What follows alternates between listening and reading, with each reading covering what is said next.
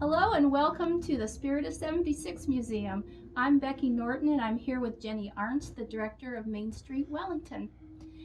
We thought today you might like to see some of the things that women, mainly women, and children in olden times got to use to keep their houses clean since you are home.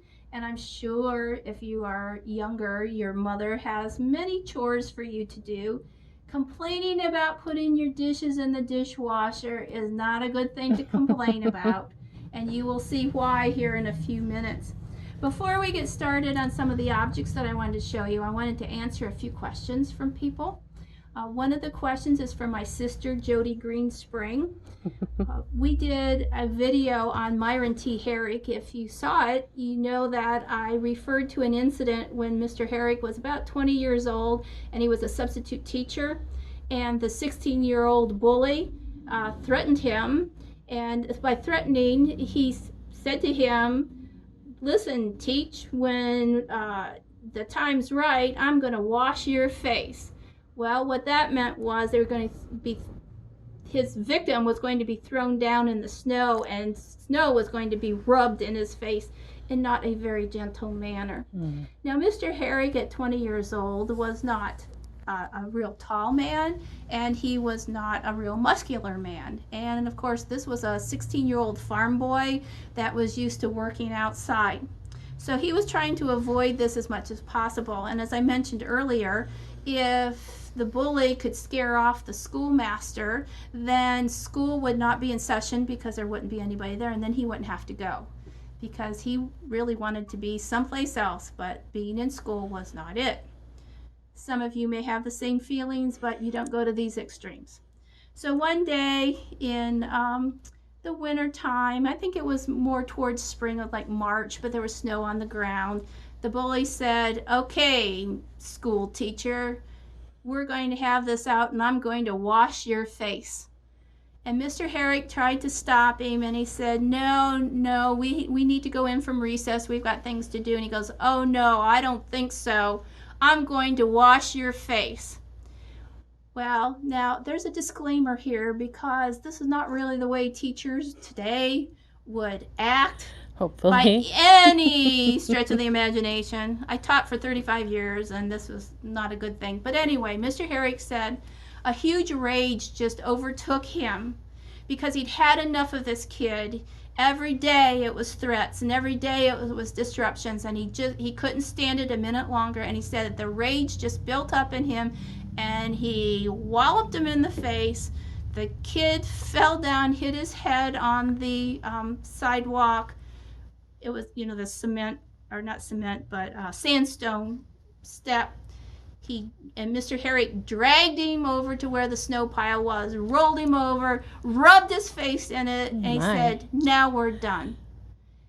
And the boy never gave him another bit of trouble. Wow. I do not recommend this way of solving problems, but that's what happened in Mr. Herrick's time. So anyway, to my sister, your question has been answered. It's all in Herrick's biography if any of you want to read more about it. So that was one. Another question was, why the Minnie Mouse gloves? I wear these gloves, as all museum people should do, because as we touch the artifacts, we don't want oils from our hands, our sweat, and everything to get on them. It doesn't have anything to do with the COVID virus. It's just something that we do to preserve the artifacts that we have. Also, somebody asked why I refer to some things as paintings and some things as pictures. I learned very quickly that in the museum, paintings are done by artists. Pictures are photographs, and never the twain shall meet. So you need to refer to paintings as paintings and photographs as pictures. So you just need to learn the right, as my husband says, the right nomenclature, the right names for things. And we call the stuff in the museum, they are artifacts. So here are some artifacts that we have, and these are some of the things that would have been used in the home. Some of them are earlier versions of household implements or tools, and some of them are a little bit later. these three objects right here are washing machines. And you can see that this is a wooden washing machine, and this is like a clutch on it that you would work it, and it would agitate it so that the clothes would get clean, just like we have agitators in machines now.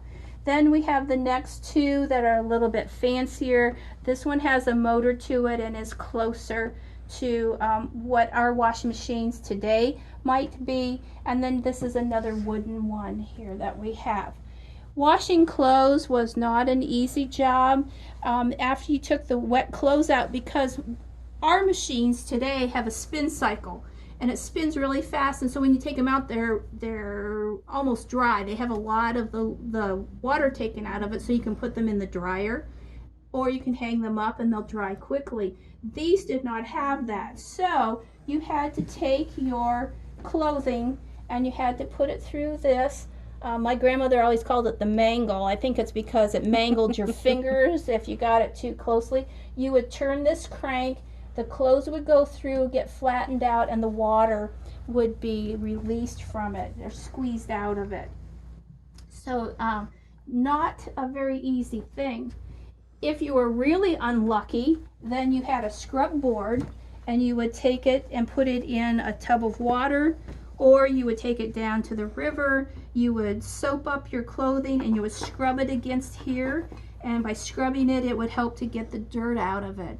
And then you keep doing it, and you would have to dunk it and rinse them out, and then you'd have to wring it out by hand.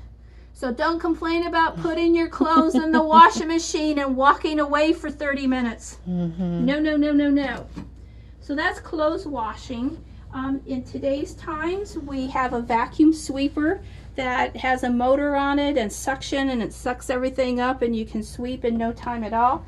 Once in a while, if you're at a restaurant, you'll see them using something like this, where you would go across it like this, and it would the rollers would and brushes would pick up the dirt, and it would come up into this container, and then you would empty it. So we have several versions of these hand sweepers here. They still make whistles. Yes, Interesting. yes. So there's a couple here. There's one over here. There's a little bit more modern one over here. This is the Bissell Breeze. Ooh. I don't know how much of a breeze it would be, but so that's how they work. They really didn't change much from the early ones. The ones that have really changed are the ones that have a motor now, and but still, it's brushes or rollers with bristles on them that are brushing your carpeting. Is what it's doing. It's just brushing the carpeting. So that's that. As far as cooking, we have several things here for the cooking. Now, I will show you this object. Any guesses? Maybe I should just wait until the next time. See what you come up with. That's a good idea. Some of your grandmas or great-grandmas may have this. This comes out. Oh, it should come out. Isn't it for making jelly? Yes, applesauce, actually. Oh, applesauce. Yeah, or you could do jelly with it too. You would put the cooked apples in here. Put this over your bowl. Then there's a wooden pestle, like it's in the shape, conical shape as this is, and you would go around and around and around, and the applesauce would come out here, and you keep going around and around until you just had the peels or the seeds left in here, and then you would put in the next batch and go round and round and round with it. Now you have one that works a lot better. I have one that's called the Victorio strainer, and you just put it in, you crank it, and it all comes out, and it's a lot better than having to do this. It takes a little bit more muscle. But we had one of these when I was a kid. It was my grandma's, I think, and us kids thought that was a big deal to be able to do that. This is a shredder. So you would cut cabbage. Let's see if I can get it the right way. You would cut pieces of cabbage, let's say, and you would fit it in here, and this is the thing that you would press down on it. And then as you were pressing down, you would turn this crank, and then the shredded cabbage would come out. And there are different sizes of the discs here, so that if you wanted larger pieces of cabbage, you could do that, or smaller. Now, a lot of people in the old days would make sauerkraut. And one of the reasons why they would do that is because in the wintertime, there wouldn't be any fresh vegetables. There wouldn't be anything that would give you the vitamins that you needed, but sauerkraut would. And you could use sauerkraut on your meats and different things, just like we do today. But it was a way of getting the vitamins from vegetables that you wouldn't normally get. So we have, those are two things that I think are particularly interesting here. This piece here is a grinder. If you needed to grind meat, make ham salad or something, you would put the meat in here. There's discs over here, kind of like the same thing as this is, only just a different form. You would turn the crank and then the meat would come out. So if you were making sausage or something like that, you could grind. You could actually can get those grinders still today, and I have one. I think Farm and Home has them, as a matter of fact. Farm and Home has everything, always has. Back here we have a huge metal pan with a lid on it, and it almost looks like a wash tub, which you could use it for that. And you can see we have an old-fashioned box of Tide there, but actually that was to make bread. Back in the day, of course, you didn't go to the store to buy bread, you had to make your own. And so you would make, however many, a dozen loaves of bread to last you through the week, so that you would only have to bake once, because it's kind of a time-consuming, messy thing to do. If you can zoom in on this, Jenny, this is a peeler, I think, right here. It doesn't have all the parts, I don't think, but you would stick the fruit on there and peel. But I'm not sure. This is a cherry seeder back here, so you put the cherries on it, and it would poke the seeds out. But if you're going to do that, and then we have different pans up here, skillets. Cast iron skillets, and of course we still use cast iron skillets today because they are really great if you're camping over a campfire. It's a wonderful thing. You can see these wooden boards here. There's one here, and then there's a bigger one over there. Those are also shredders to make sauerkraut, and you can do great quantities on those slicers, I think a little bit faster than if you're using like this. My mom used to make coleslaw a lot, and she had a bigger shredder that she used that was really quite efficient to use. And of course you'd have tongs that you were trying to get things out of the fire up in the corner there. The big meat cleavers, because they did butchering at home. You'd have hogs that you would butcher or whatever, and you would need the big meat cleavers to chop the meat so that you could preserve it however you were going to do that. Is that for socks? Darning socks? I was looking at that earlier. In today's times, I think you would put your threads on that as a thread holder. Okay. But because it's in the shape of a sock, I don't know if it's like a sizer to slip on what you were knitting to see how long it was getting. I'm not exactly sure how that works. I don't know. Somebody always asks me a question that I don't know the answer to. That's okay. Never fails. So anyway, this is our home area. Some of the things are more modern. If Jenny can see down here, this is a big pressure cooker that you would use to put meats in, to cook it quickly. Very, very dangerous. Yeah, those were. I can't say very enough times. They were horribly dangerous because of the pressure and if it built up. And even today, your Instapots are pressure cookers.